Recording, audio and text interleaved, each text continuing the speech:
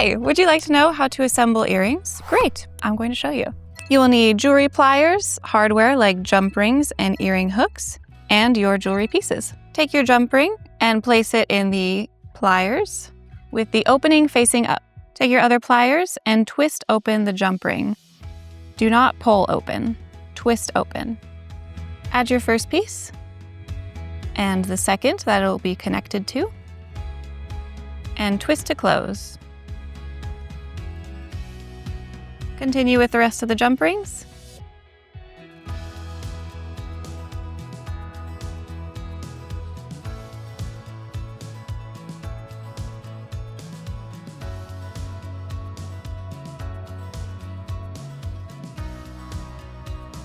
And on your final top piece, add the earring hook to the jump ring.